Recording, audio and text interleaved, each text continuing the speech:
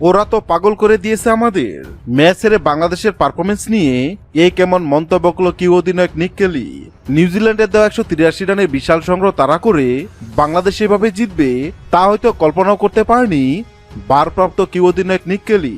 Match শেষে পুরস্কার বিতরণ অনুষ্ঠানে উপস্থাপকের কঠিন সব প্রশ্নের মুখে পড়ে কিছুটা অসহায় দেখালো তাকে।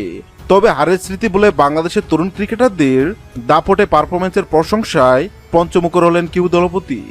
ম্যাচ পরবর্তী প্রক্রিয়ায় নিক কেলি প্রথমেই টেনে আনেন টাইগার লেগ স্পিনার রিশাদ হোসেনের কথা। কেলি বলেন, আমরা একটা সময় 200+ রানের স্বপ্ন দেখছিলাম, কিন্তু রিশাদ এসে সব উলটপালট করে দিল। ওর লেগ স্পিন পড়া আমাদের জন্য বেশ কঠিন ছিল। মাঝপথেও 2টি গুরুত্বপূর্ণ উইকেট না নিলে ম্যাচের চিত্র অন্যরকম হতে পারত। ও সত্যি দারুণ বোলিং করেছে। বাংলাদেশের ব্যাটিং নিয়ে কথা বলতে গিয়ে কেলি রীতিমতো বিস্ময় প্রকাশ করেন। বিশেষ করে পারভেজের জড়সড়ি নিয়ে তিনি বলেন, ইমন যখন ব্যাটিং করছিল আমাদের বলাদের কোনো দিশা ছিল না। মাত্র 14 বলে 28 রান করেও যে মোমেন্ট আমাদের থেকে ছিনিয়ে নিছে সেটা আমাদের ব্যাকফুটে ঠেলে দেয়। এরপর তিনি কথা বলেন তাওহিদ হৃদয় এবং শামীম হোসেন পাটোয়ারিকে নিয়ে। কেলি জানান, তারা জানতেন হৃদয় একজন দারুণ ফিনিশার, কিন্তু সাগরিকায় আজ তিনি ছিলেন অপ্রতিরোধ্য।